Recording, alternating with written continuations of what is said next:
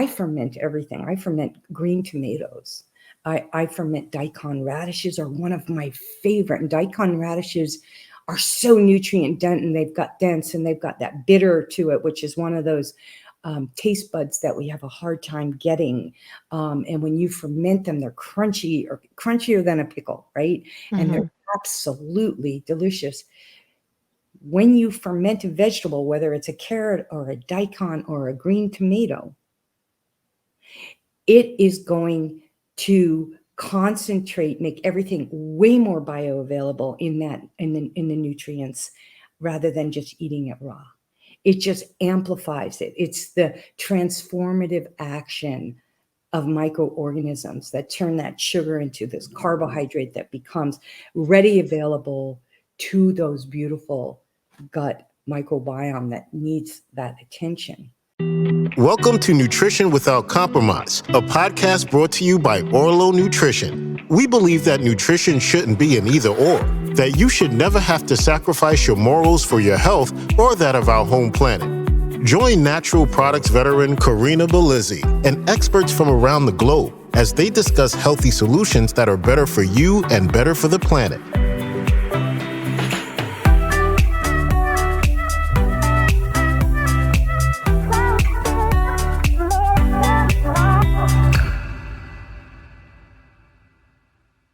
Welcome to another interview episode of Nutrition Without Compromise. Today, we're going to dive deep into the world of fermented foods and how you can create your favorites in your own kitchen.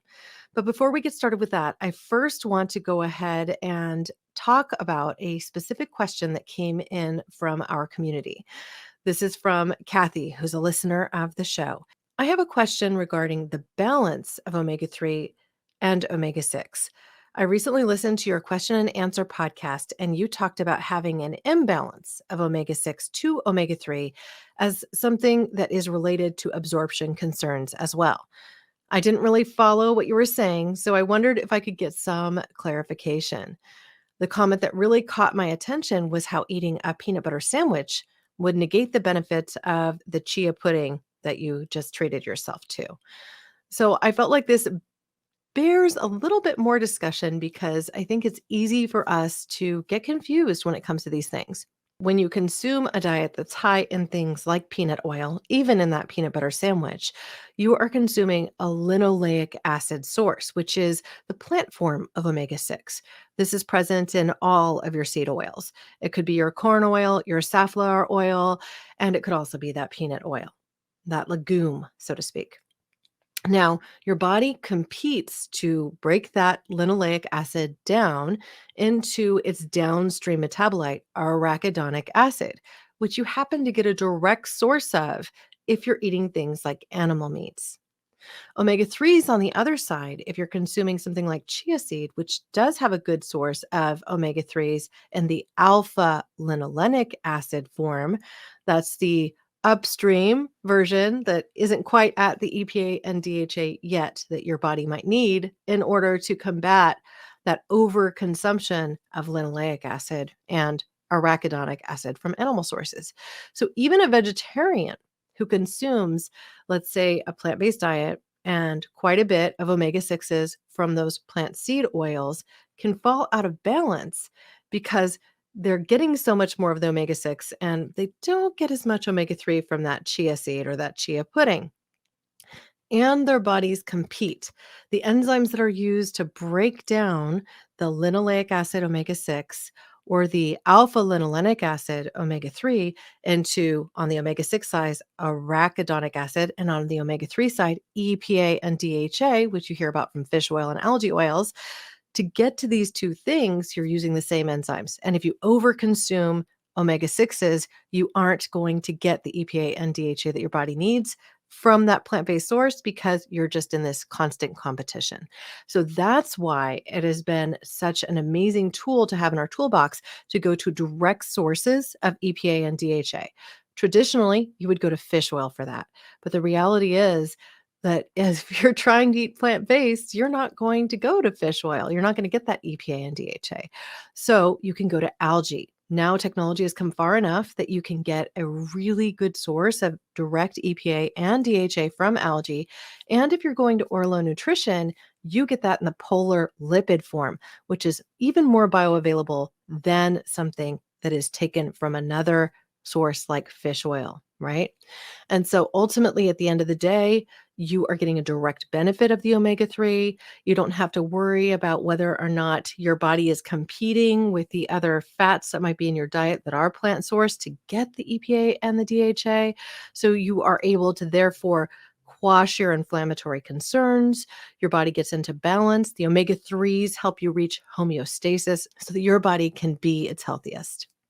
I hope that helps clear things up. And to Kathy and anyone else listening to the show who wants to dive more deeply into this, I welcome future questions. You can always send email notes to hello@orlonutrition.com, or you can reach out via social channels just by messaging us at Orlo Nutrition. Now let's dive back in to this week's topic as I get ready to introduce you to my friend, Donna Maltz. Donna is known as the Ferment Queen and also Mama Donna.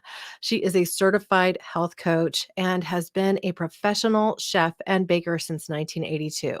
She is an inspirational individual. She's a TEDx speaker, and she's a podcaster too, with her own show titled A Dose of Positivity. Now, yours truly was pleased to be a guest on that show, so I'll have to share that link with show notes so that you can hear from both of us as you get to know Donna today. Now, Donna believes that from medicine to meals, from biochar to harvest, there are opportunities and ways to build resilient bodies, souls, communities, and businesses. As she says, and I quote her here, one bite at a time, one choice at a time. She recently released her 5th book, which is called Get Cultured: Fermented Vegetables Made Easy. Donna, Mama Donna, Ferment Queen, welcome to the show. Oh, I feel so zesty. Thank you so much for having me, Corinna. Well, perhaps we'll add some zest to people's fermentation diet and teach them how to get there. Hope so. So, would you talk to us for a moment about your specific health journey? Because I know that part of what led you to wanting to consume more things like fermented foods is also to manage your own health. So, talk to us about that journey. Absolutely. And I also love the customer, the person who gave that question at the beginning. That was really great. And I encourage everybody to ask questions because that's how we get answers. Right. And bring such amazing guests on. So you have such opportunities. That was a great question and a very good scientific answer. I might not be as scientific with this, but you can read the book to get all that information. But my journey started. Yeah, it's a great resource. My journey started actually when I came into my mom's womb, because that's where the microbes start, right? Is in the birth canal. And not all of us are born with as many microbes and nutrient dense body and ability to break down foods. We can come into this world with allergic to our own mother's milk, for instance, or dairy or whatever have you. So our bodies change just like the seasons and the world is changing right now. And there's an opportunity to reinforce that. But my journey of how I was born with a healthy gut microbiome, actually, and I could eat anything, so much so that I was invincible, meaning I could eat a bag of Tootsie Rolls in one sitting and then go and blow bazooka bubble gums in bubbles in a competition with my friends. And I became a sugaraholic and a foodaholic pretty much when I was young, because I just thought, this is what you do back in the 60s and the 70s. And we had no idea the industrial food complex was infiltrating our minds, our bodies, and our souls. And then when my father, actually, he was a dentist, and he warned me, he said, Donna, you got to stop the sugar. And he's right. And I'll give you a big smile here. I am my teeth got wrecked. And this is where the digestion starts, actually, in our mouths. So when I was 25, I actually went from being an organic farmer and studying diet nutrition all through college, cleaned up my diet, became a super health freak, But then I started a restaurant, a bakery and a cafe in Alaska, the first natural foods organic bakery and cafe in the state of Alaska in 1982. And I had those cravings for those brownies, but I made them organic. Those Mhm. cravings for apple crisp, but they were organic. Even just eating too many carbohydrates with beans and rice and sourdough bread, because our name of our restaurant and our bakery was called the Fresh Sourdough Express. And we were specialized in sourdough bread, which is another fermentation process, which is a book I'll have to write one of these days. So sourdough bread, which is much better for you and a good, because it makes the grain more bioavailable to you. Well, it breaks down the gluten too, right? So even some people who are a little gluten sensitive will do just fine on a good sourdough bread. Isn't that right? Absolutely, for most, not everybody. That's Mhm. true. Well, if you're celiac, that's a different realm, right? Absolutely. And Mhm. also depending if you're using fresh ground flour and you're getting organic grains, and especially if you can get heirloom grains, really the closer to the source, to the soil of the grain, the more digestible it is. But we'll get into that in a minute. I just closing your first question. I know we went off several tangents. We could talk about a lot of microbes, right? We're going to focus Mhm. on fermented vegetables. But the Sourdough Express, we made our own sauerkrauts and our own fermented foods there Mhm. too. But I I ruined my that beautiful gift that my mother gave me of having the just right amount of mitochondria and microbes, the good and healthy bad bacteria, because you need like that 80-20 rule to keep up your immune system. I had that perfect balance, and I got to 50-50, and then I got to 40-60, and then 30-60, and then I got fat, sick, and nearly dead when I was in my early 40s, and got up to 205 pounds and 2.5 inches, all got diagnosed with arthritis, irritated bowel syndrome. I was a workaholic, Mhm. and I seemed to have a memory lapse of everything that I had learned being an organic farmer, everything Mhm. that I had learned getting to be a certified health coach. I just went blanco for a while, and it started with an injury and then not being able to exercise. But Mhm. I got back into the fermented foods, and that was the key to my weight loss. That was the key to restoring my gut microbiome. It was the key to restoring my mood and my self-esteem. And this is in about 2001, 2002, when I really got into it. I read Donna Gates' book, Body Ecology, which is another excellent book on fermentation food and just a good, well-rounded diet. I'm not a proponent of one diet over another, because it gets back to fermented foods. It makes everything more bioavailable to you. But what's good for you might not be good for me, whether you're on a carnivore diet, a paleo, keto, vegan, vegetarian, whatever diet. We really need to understand, test, don't guess, find out where your body's at. And Right. I just want to say one thing that's so important here, and then you can pop on, because at the very beginning, full disclosure, not everybody can eat fermented foods. Mm. Not everybody can eat, especially these bacterial fermented vegetable foods, because they are high in histamines. And you know how you take antihistamines, right? Mhm. But some people are histamine intolerant. And a lot of them are mostly like migraine sufferers. I want everybody to read this before, and it's also in my book. I talk about histamines. Mhm. And it's very rare, but just like celiac disease is very rare, right? And you can't eat Mhm. grain, but it's something to be aware of. And it could be something that could totally change your life, eliminating one food or another. And I know that you talk about all these great things on your show about that. So I just wanted to just in full circle say I found what was perfect for me. And it Mhm. was that fermented vegetables that ignited the compost in my belly, that fired up my digestion again and enabled me to lose the weight and feel better about myself and everything. Wow. Well, as we talk about our gut microbiome, I think it's important that we mention, at least for people, that the foods that you eat actually will dictate what types of microorganisms you have in your gut. And sometimes we'll get things like an infection that we might have to address with an antibiotic, as a for instance. We take that antibiotic and it can kill off a lot of the good bacteria as well, along with the bad.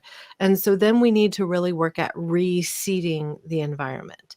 a couple of products and tools that I've gone to over the years when I've had to have a course of antibiotics are some over-the-counter supplements that actually contain a broad spectrum of different um, probiotics in particular.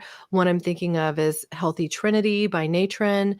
It's shelf stable, but often in the refrigerated section to preserve that product.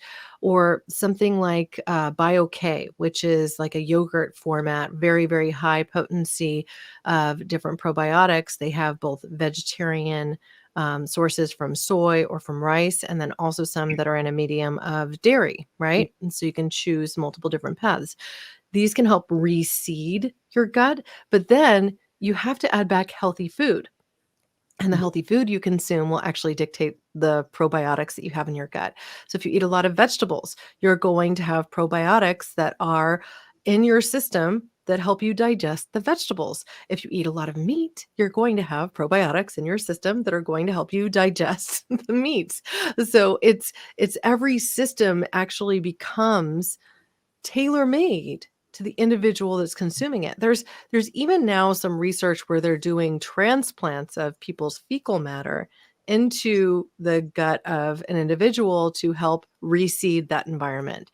So I think what would be really helpful for me as we open this conversation is to hear from you which particular vegetables that you're working to ferment, how you see them as laying into helping to create this healthy microflora, the probiotics that are in our gut that help us digest our foods.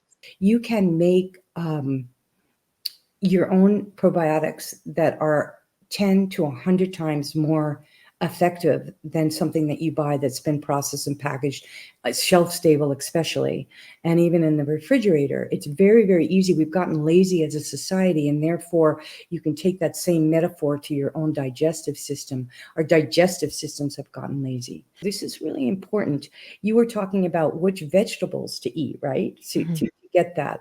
So, well, especially cabbage. Cabbage has, I can never say the name right, but it's in the book and you can Google it. What is cabbage? It's this enzyme, specifically cabbage. And this is how people got through the famine too, is that really supports your gut and helps even repair ulcers. So cabbage sauerkraut is very popular and probably to me, one of the best tasting. But I ferment everything. I ferment green tomatoes. I ferment daikon radishes are one of my favorite. And daikon radishes are so nutrient dense and they've got that bitter to it, which is one of those taste buds that we have a hard time getting. And when you ferment them, they're crunchy or crunchier than a pickle, right? And they're absolutely delicious. When you ferment a vegetable, whether it's a carrot or a daikon or a green tomato, it is going to concentrate, make everything way more bioavailable in the nutrients rather than just eating it raw. It just amplifies it. It's the transformative action of microorganisms that turn that sugar into this carbohydrate that becomes ready available to those beautiful gut microbiome that needs that attention. So, I mean, you're speaking to a topic we cover often on this show, which really is bioavailability. When you speak to something like supplements, I know you mentioned you don't personally take something like the BioKs, for example. I want to be clear, BioK is like kefir. It's a yogurt. It's a yogurt product. Mm. So it's in the refrigerator and it's just hyper concentrated in the level of the active probiotics that are present within it. Yeah. Now, we don't have any financial tie to BioK.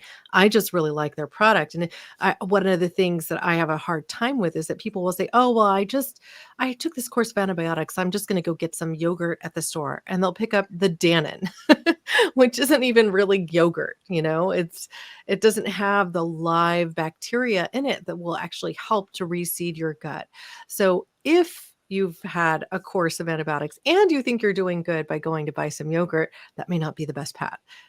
It may be better to go ahead into your cabinet to pull out some sauerkraut that you made from the recipes in your book. So I wanted to talk for a moment about how simple it is to make some of these recipes. perhaps you could even just walk us through what it takes to create a sauerkraut. Great. And you know what? I'm going to give you a great analogy, and I want everybody to just sit back and take this in. Okay, I'm sure some of you, because you're listening to the show and you know Corinna and Care More Be Better show and the type of people she interviews, From the Soil to the Soul. Think of your how a compost works, and if you take care of a compost, and I know this is going to sound like off track, but I really want to cover this because this is really important to your question. It's the combination of what we put in to the fermentation process that makes it easy. Okay, I'm trying to tie this together so everybody really gets it. But maybe it's because this is so important. I got to get this out before I answer that question. Mm-hmm. I want everybody to think about their guts right now in relation to a compost, and you'll see this if you watch the video that I'm providing for Corinna, for everybody who watches the show, is you make compost and you have this raw vegetables, right? Just like if you're going to make sauerkraut in your kitchen, you got all this cabbage. You've got this raw stuff. You start composting, the composting process. If you have a good active compost, you are going to be able to turn that into compost very easily, rich, beautiful, loamy soil. If you have the right ingredients, if you have the right temperature, if you have the right mixture of NPK, nitrogen, phosphate, and potassium to break down your compost, okay? Most people, when their digestion, if you look at a compost heap, you'll see eggshells and all whatever it is that you have. That's how a lot of people's digestion, it just stops right there. And it's constipating and it's painful. And then you look at it, it's more broken down. And that's kind of like maybe the average person thinking that they're doing okay. They're going to the bathroom maybe once a day, maybe every other day. But look at that compost. It's kind of slow. It's kind of stagnant, right? It needs to be turned. It needs maybe some more carbon. It needs the right chemistry to break it down. But it's better than the first pile of, which is like crap. Then you go all the way to the end and you have all the right ingredients and you have the right timing, the right temperature, and you've turned the soil and you get this beautiful, rich, loamy, microbiome rich compost in a very short time because you did it right and you had the right combination. It's quick. People think, oh gosh, it's compost. It is so easy, but that's a whole nother topic for another day. But I think people lose sight of the connection of our microbiome to the connection of how we're treating the earth and the soil. Well, and the microbiome, it's essentially related to soil because our food comes from the soil, and the food that is grown is grown using the nutrients that exist in the soil because there's a biome there too. And so some residuals from that soil even get onto the vegetable matter, which sometimes you also ingest. And this can be a problem for people if it's the bad bacteria. That's when you'll have, recalls suddenly of romaine lettuce because it was infiltrated with some bacteria that makes people very, very sick. But there's also healthy bacteria in there too. So it's not like you can just go directly to the soil and eat soil, though I think many of us as children might have done that. And perhaps it did help to create a nice microbiome too. We do need to get back to this consistent, good source of food and the foods that we give our bodies, and they contain the prebiotics that will actually help to seed the gut in an ongoing way. And if we are consuming foods that are irritations to our microbiome, like if we're consuming way too much sugar, for instance, you mentioned yeast, you can have a yeast overgrowth or a yeast bloom.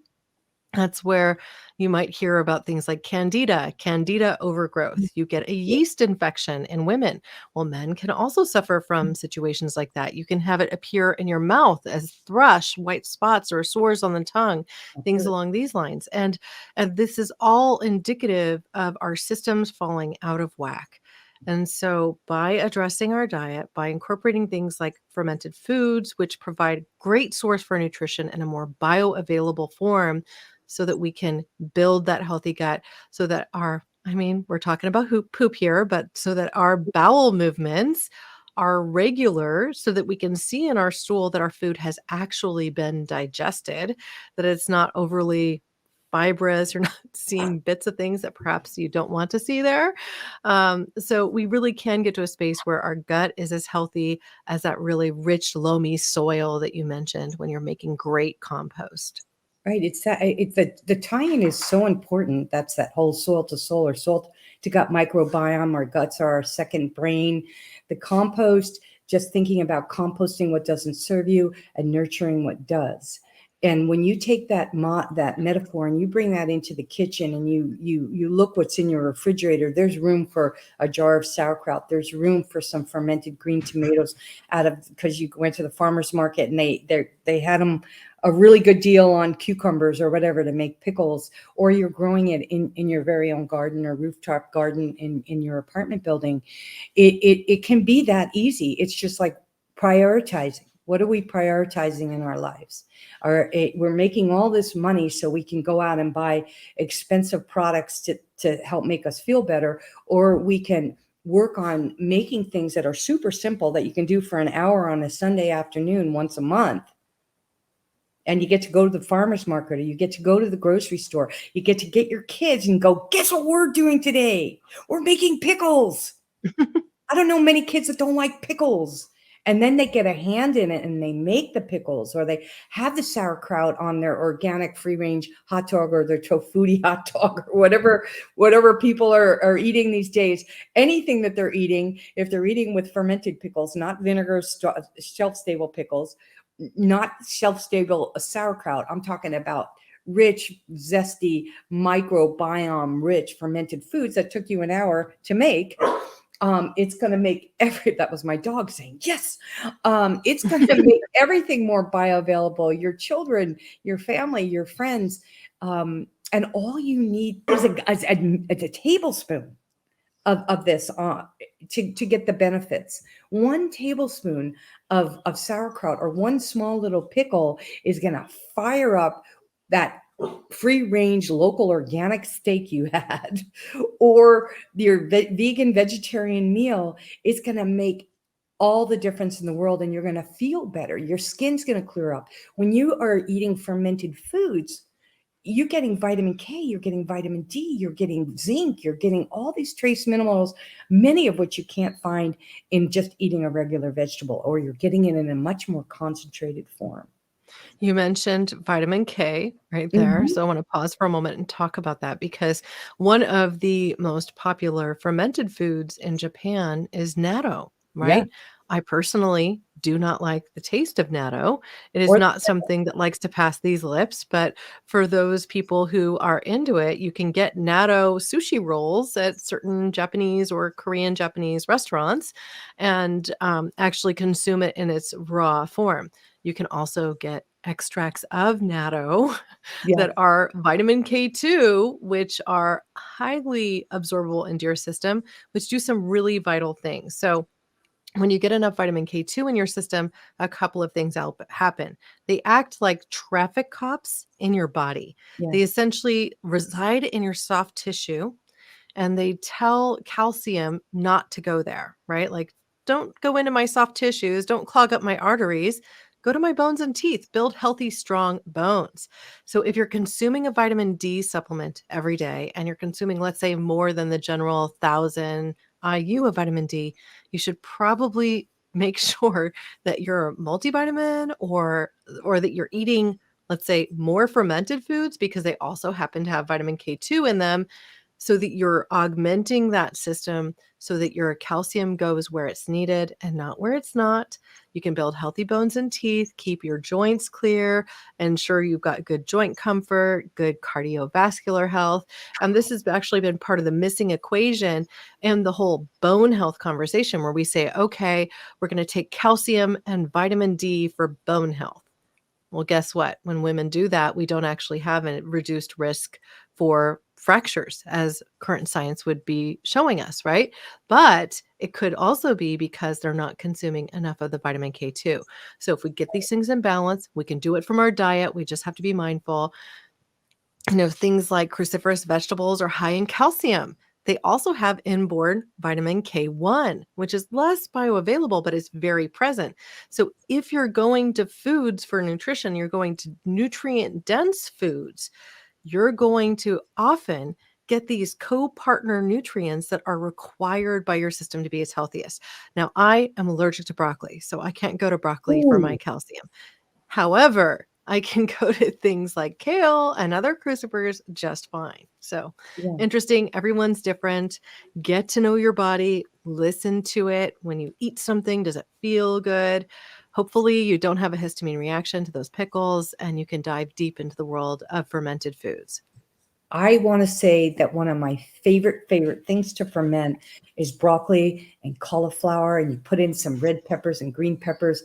You can't believe what an amazing, beautiful holiday gift it makes when you take the time to make a few extra jars, and you've got white cauliflower and you've got green broccoli and you got red peppers in the jar, and you're fermenting that and you're bringing that to a holiday party.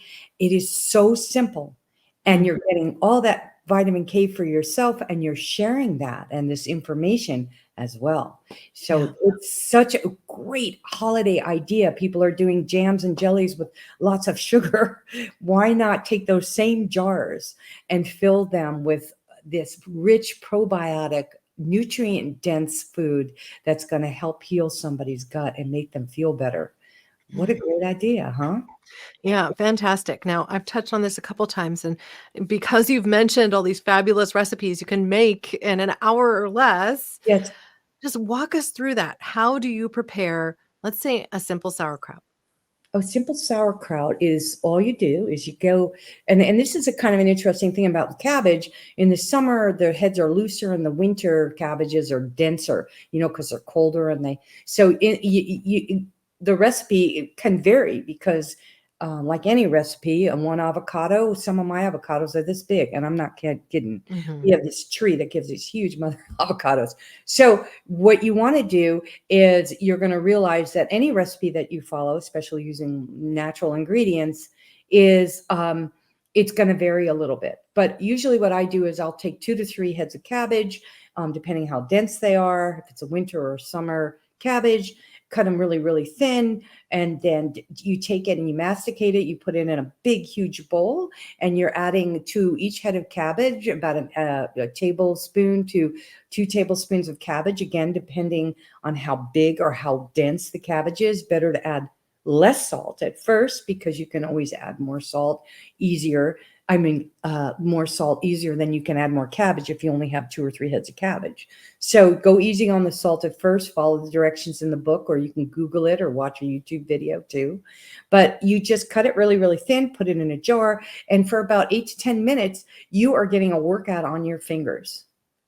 And then usually at that time, I love caraway, I love fennel, I love So you're cumin. you're massaging, break this down for me as somebody who Yes. has not done this myself. Yeah. You're massaging the cabbage that you've sliced up, Yeah. much like, what you would see in a jar of cabbage. I mean, of course, it's much more coarse at this point. You're Yeah. massaging it with pickling salts, correct? No, not pickling salt. You want to get salt. See, salt is that you could do a whole show on salt. We could do a whole show on salt. Salt is so important. I mean, we die without salt, Mhm. and we die with too much salt. Our blood pressure goes off the charts. So salt is huge, and it is the main ingredient other than the vegetable that you're fermenting is a salt. So get the highest quality salt. Go out and knock yourself out and spend an extra 50% more. Never use iodized salt ever Mhm. in your life, but go ahead and get some beautiful Himalayan salt. Go to the health food store. Any health food store is going to have high quality salt. And each of the salts have different minerals because they come from different places of the world. So I have black salt, I have pink Himalayan salt. What we use most of the time is, I happen to live in Hawaii. We go and we harvest the salt from the rocks here, and we get this salt is so concentrated. And then again, getting back to a simple recipe, some salts, just like some wines, have higher content of alcohol in them, salts too. So I have to use less salt when I use the Hawaiian salt or this really rich Himalayan salt that I have versus just a white crystallized salt. So you really want to taste it. Salt is key ingredient. Super simple, either a tablespoon or a tablespoon and a half to a head of cabbage. Throw that high quality, nutrient dense salt, which all those minerals will again become more bioavailable to you in the fermentation process. So you're getting the benefits of the nutrients and the trace minerals and the salt, in addition to the great benefits of the sauerkraut.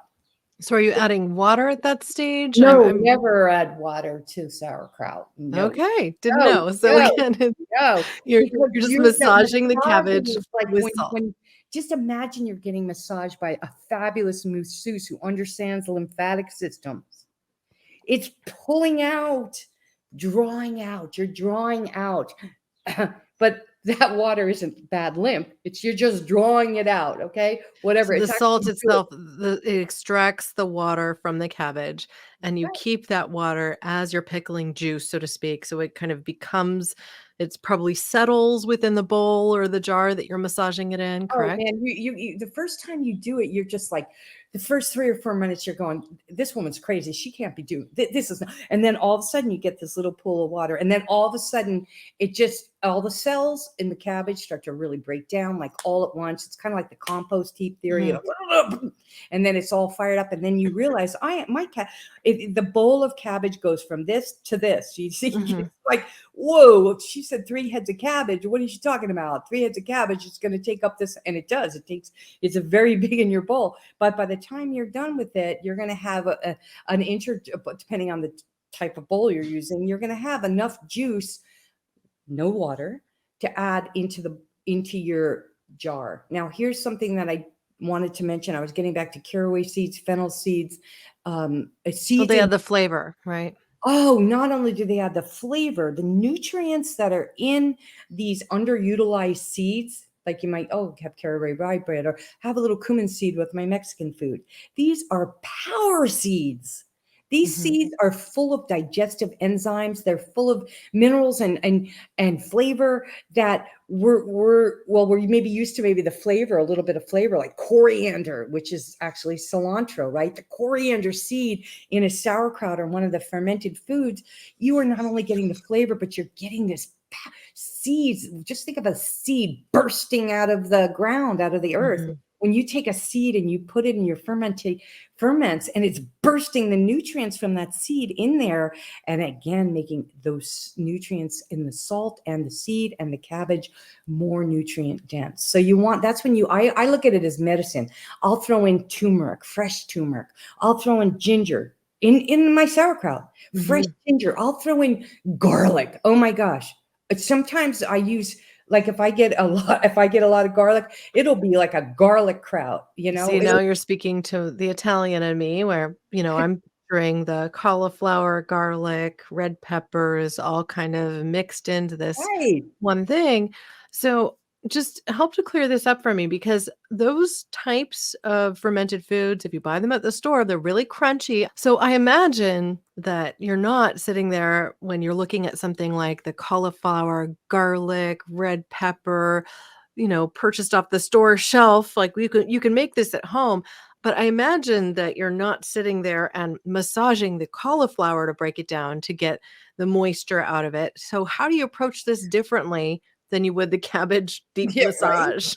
That's what's so cool about this. Like, you bake a biscotti one way, a sourdough bread another way, and cobbler another way, right? So there are certain recipes they have similar transformative action because we're using similar things, but they're very, very different. The sauerkraut recipe is very, very different. And I just want to take one step backwards on that sauerkraut recipe.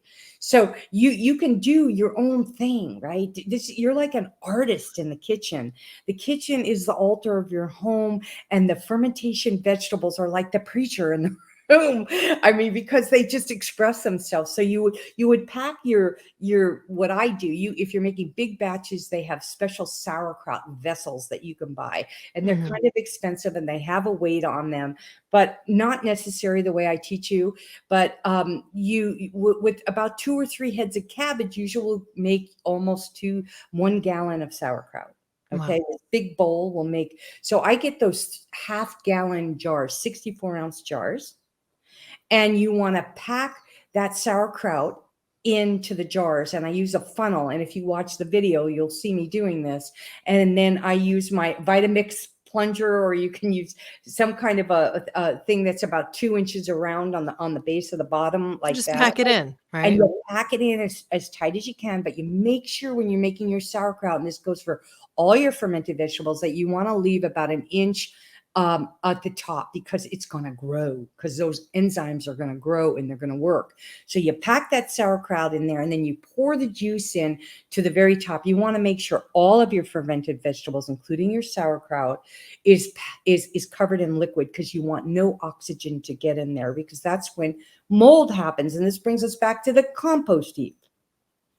If you make your sauerkraut wrong, it ain't gonna it's gonna get moldy, and it's not gonna get hot and fiery and bubble over. It's gonna get sick and stink.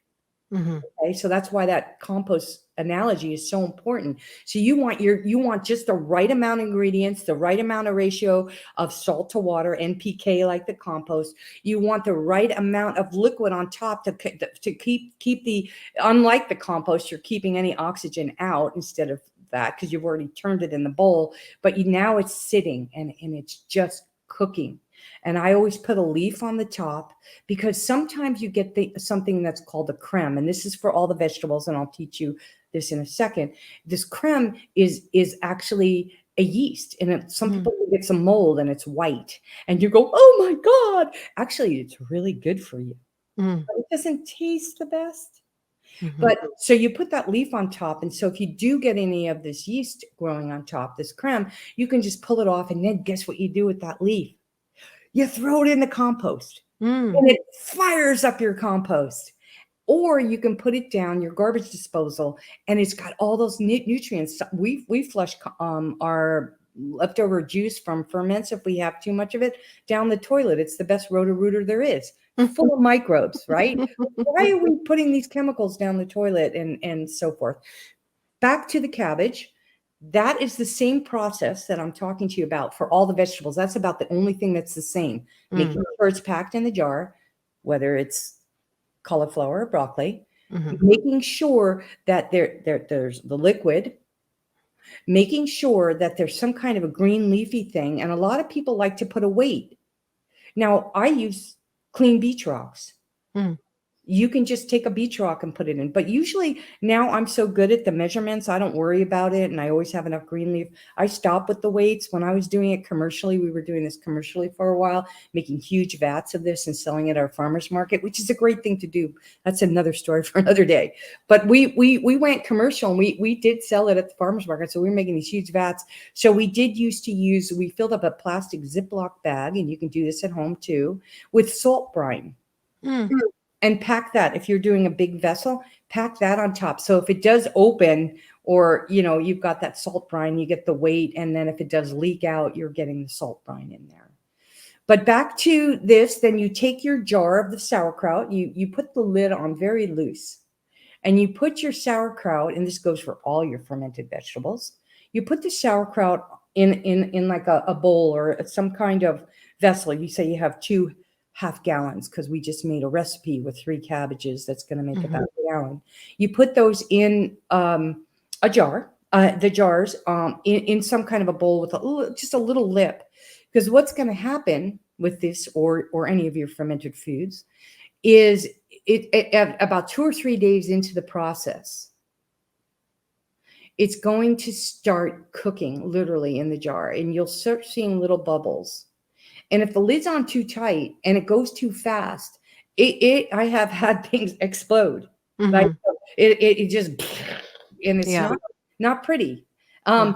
But that's really exciting because that means it's active. So you want to let a little air out, but not enough so that air gets in. You don't want gnats in there or bugs to get in there. So you can even put a plate on top of a big bowl if you're doing it in a ceramic bowl. And this is really, really important part of the recipe for anything that you ferment. I never use metal. I never use metal when I'm stirring. I never use metal when I'm serving. I never use metal bowls when I'm making my sauerkraut. It reacts because it's a chemical reaction that's happening. It's breaking things down. So you don't want to do this in plastic either. So this is even why you might hear people who are making kombucha, they always say stir the tea with a wooden spoon. A wooden And spoon. yeah, it's always a wooden spoon, and you're making it in a glass or something along those lines. So I use a glass pitcher, wooden spoon. I have my specific sugar that I like to use to ferment. And unlike the commercially available stuff, I let it go to the point where it is very brute. Like, let's say it was a champagne, there's not a lot of residual sugar left. Yeah. So it's all that fermented product.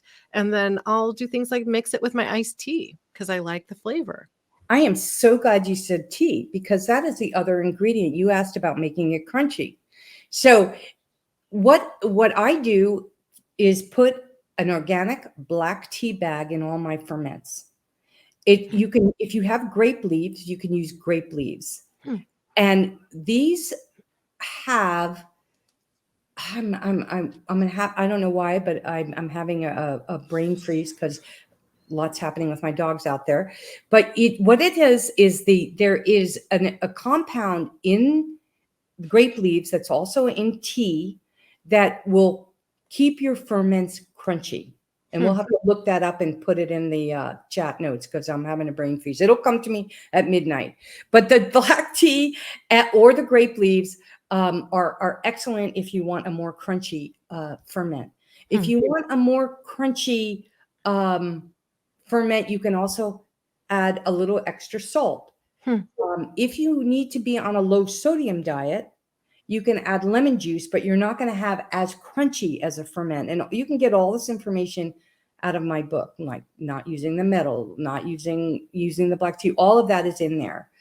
But here's the cool part that we're going to transition from the sauerkraut. Now to your question was, you don't do the same thing to these vegetables, right? To cauliflower and this beautiful Christmas cauliflower and broccoli and red pepper ferment that we're going to talk about right now, which could also be cherry tomatoes and garlic with fresh oregano in it. So you can see your palate, your mouth starting to water already. I mean, it sounds like the Italian antipasta dishes that we make. So I love it. Yes. Throw some olives in there too while you're at it. Well, olives are already kind of a fermented process. They're salted and brined. I don't know. People don't really know that. And if you didn't process them, they are a great food. Beer and wine, the original beer and wine, when you make it yourself, just like when you make kombucha or you make jun at home, it is health food. They made beer and wine with fermenting grains, fermented grapes, fermented fruits. But as soon as you heat anything up, like the sauerkraut that's shelf stable or the pickles that are shelf stable, you are destroying what we're talking about making here. You totally destroy the probiotics. So then you have to go to the store and you have to spend a lot of money and buy them. But really what you really got to, if you want to be super healthy, save money, is take that hour on a Sunday once a month. And whether it's, you can make your own homemade wines. I don't have that in this book, but you can make your homemade beers. You can make, like you say, yogurts and all these other fermented foods that when even getting the yogurts and the kefirs in the refrigerator, you're going to get way more benefits. Like Corinna was just mentioning, when you buy products that say live live enzymes, whatever live bacteria, bacteria, they're going to be a way better choice than buying a Dannon or anything that's sweetened or sugar. That's immediately counterproductive to your gut microbiome. Sugar just feeds, it's just sugar on it, right? Yeah, and then some sort of emulsifying agents are typically in those too. Your yogurt should get liquid on top when you cut that spoon into it. If it doesn't have that liquid that restores on top, then it basically means you're not using a live product. Right. So if you do buy commercially available yogurts, look for the stuff that has live bacteria. Absolutely. Yeah. And same thing, people are starting to do, I even noticed in Costco, they had a refrigerated sauerkraut that praised that it had all this bacteria. So if you are not Yeah, going, I've used that sauerkraut. It's very good. yeah, you can now purchase this in most health food store. A lot of people like myself, when I did this like 15 years ago, and I had my own commercial ferment thing going on, Mhm. and educating people at the farmers market. It's a great way to serve your community, not just your gut microbiome community, but your community at large. You could be making this, in a commercial kitchen and selling it locally in your stores. And if somebody hasn't beat you to the punch, that's the business Yeah. mind. Yeah. But the cauliflower and the broccoli and the red pepper recipe that we were talking about for a great holiday gift is very different. You make a brine, those same 64-ounce half-gallon jars, put 2.5, 3 ounces of 3 tablespoons of salt. Again, remember, not all salt is created equal. Right.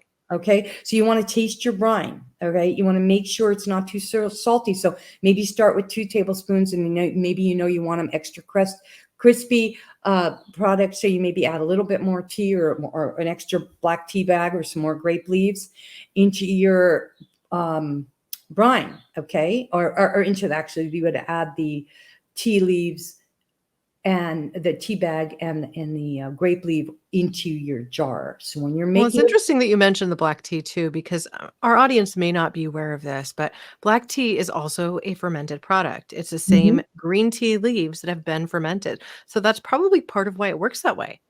Yeah. Yes, that is why I can't. Tannic acid. That's it. Tannic acid. Yeah, the Boom. tannins, right. Boom, the That's why tannic. plants love it too. You take those tannins. If you this is a trick for planting your own Yeah. garden. Like let's say you're making your potted plants garden, they have that hole in the bottom. In Yeah. order to prevent the soil from falling out the bottom, the trick is you just take a black tea bag that you've used, you put it at the bottom, the soil won't therefore fall through. It provides really nice tannins for the plant so that its root system Yeah. can thrive. And that little bit of caffeine is also very healthy for the plant. Oh, I love that idea. That is good. I'm going to start doing that. Yeah, and then you get the drainage. Oh, there's a rainbow out here, you guys. You got to come visit me. On the Aloha Island, that's I mean, right. yeah. So you take this jar. Let's get back. I want to teach people to get inspired to do this for the holiday gift because it's so fun and easy. So you just take this 64-ounce half-gallon jar and you fill it with filtered water and you add your salt to it. There's your brine. That's it. That's Mm, it. those No, spices, the cardamom or no, whatever. not yet. This No? is where you have fun. Okay. This is where you have fun. So then you take your jars and you fill them, and you don't have to just limit it to cauliflower, broccoli, and red peppers. You can do all kinds of things. You can do daikon radishes and red radishes together. Oh, stunning holiday. Add some fresh basil leaves to it. Add some garlic. I'm saying when I teach my culinary classes and I teach people how to make fermented, it's not just sauerkraut, people. Right. It's like pairing a fine wine with a meal. You pull Mhm. out, how impressive it is when I have a dinner party and I'm pulling out 3 or 4 different ferments and they're all different colors and they all have different, completely unique, different flavors. And not only that, some might have a little more vitamin K, a little bit more Mhm. vitamin D. Some might have more enzyme properties because I'm using the fennel and I'm using the caraway and the dill seeds or whatever. It's your palate. You want to Mhm. please the palate. You want to think about, wow, I'm going to make this ferment because in 2 weeks it's Thanksgiving, or next week it's Thanksgiving, and in 3 to 5 days you can have a ferment. What ferment do I want to serve with that turkey dinner or that tofu dinner that I'm making? You can be Mhm. doing this right now, or depending on where people are listening to this. So it doesn't take that many days, but it's part of the menu planning, part of that planning of that. And the beauty so let's get back to how to make this because I know our time is coming up. So it's super easy. You've got your brine. You've got all these varieties of vegetables, whatever they are, cauliflower, broccoli, red pepper. You've got green tomatoes and red peppers and garlic. You got daikon and regular radishes. You got daikon radish. You've got all these things, jars there. And you've got this brine. And you've got these pint jars because you're going to give some as gifts or they'll fit in your refrigerator better, maybe. You got your pint jars. A whole 64-ounce jar will fill like 4 to 6, depending on how much you packed it, jars. So that one grind, but all the recipes are individual in each jar. You can do them all the same. Mm-hmm. But if you want to be creative and just say, I want to try, I want to try using some aniseed and fennel seed and a cinnamon stick because I need to work on my blood sugar. You can put that in with your cauliflower. It's delicious. Juniper berries, pickling spices. And this is why I love when I'm teaching these classes, I love getting people like so inspired because like all of a sudden it's like you're the master of your own microbiome. You're the master of your palate. You're making all the food that you eat more bioavailable. You're impressing your guests. You've taken this time with yourself or your family or a best friend to create this magical transformative action of enzymes in your kitchen, in the altar of your home. And you're being able to not only express yourself, but you're being able to express your love and your appreciation for the Mother Earth, for your digestive system, to the farmer who feeds us all, who's growing these beautiful vegetables, and you are creating a Picasso. Yeah, I love this. I want to mention something right now because as it stands, so many people, when they start to trend plant-based and also when they want more whole foods in their diet, often they'll find themselves in a situation where they've just overbought produce. Oh, They have yeah. all this produce in their refrigerator and some of it is going to start to go bad. If you do things like make soups and make ferments, that's just not going to happen to you because you'll always have something to do with what might be a surplus vegetable buy. I tend to overbuy cucumbers when I go to a farmer's market and they look good and they're super crisp and they're on sale. But when I bring them home, I'll say, okay, I'm going to make that cucumber juice. I'll peel some of them up and I'll use some of that in my compost, but then make this really clean tasting cucumber juice that I might mix with some other juices that I'm making. And it's just a divine treat for me. I've never made pickles. Yeah. So now I think I'm going to use some of the methods that are featured in your book, which I will be sure to link with show notes. And I'm going to create my first ferments myself. I've not made sauerkraut. I've not made any of these sorts of mixes that sound a little more Italian with your cauliflower and your garlic and your red pepper and all these things. And it sounds so easy. So I'm all over it. This is going to end up being holiday gifts for people, I think. I love that. And I'm so happy to hear you say that. And I think you will do, and you're going to get your kids involved and they're going to love it. But I just want to mention one thing to everybody. When you're purchasing, whether it's surplus or something on sale, or you have all of a sudden all these collard greens and Swiss chard greens, because greens are great. Like usually I throw collard greens or Swiss, whatever greens I have extra, kale, I throw it in my sauerkraut and you get these 2 or 3 tone sauerkrauts that are stunning. But the pickles is very important because you know how when you go to the store and it'll say pickling cucumbers. Oh, right. And they're thinner skinned, generally speaking, right? Yeah. And they're shorter and you can fit a whole one in the jar. There's different ways to slice the pickles, to get them in there. So you really want to pay attention to that. So you want to look at my book, watch some other things on because you want it to be set up for success. You don't want to have like these stinky cucumbers that end up having brown. Yeah, they're too thick a skin. They have that waxy kind of thick skin. Those aren't used for pickling, right? Yeah, you want to Great use for juicing, great for consuming in other ways, but absolutely not for pickling, right? And celery, adding celery in with your pickle. Celery is a great thing to ferment. And celery and cucumbers, as we know, are some of the most cleansing foods you can eat. Also really great in soups. You can use celery and celery root in your soups. Really great for this season. So if it starts to get wilty in your drawer, time to make a soup. Time to make a soup. Oh my gosh, I just love this conversation. And I am so excited you have such great questions. And is there anything else you or your audience would want to know about lacto-fermented vegetables that I can share right now? I think we're just going to have to include a link to watch that video you mentioned. I can actually upload that as bonus content for the community as well, just so that they're sure to be able to dive a little bit more deeply and they can see you at work in your kitchen, which I think will just be marvelous. I love that. And if anybody wants more one-on-one, I love doing culinary classes. I do them virtually and in my home at the farmstead in Always in Season. And it's such a gift and a blessing every time when I see someone get turned on and united back with the source of their microbiome. It is oh-no-licious. Oh, delicious. Oh, no. Delicious in Hawaiian, correct? I Oh, think I no, still delicious remember. is delicious in Hawaiian. Yeah, that's correct. Yeah. Great. Well, I will be sure to include links to where everyone can find you, including your Facebook group, which also will give people clues to when you're hosting episodes of your podcast, A Dose of Positivity, because you record those live with the community present on Thursday afternoons at 4 p.m. my time Pacific, 7 p.m. Hawaiian, I believe.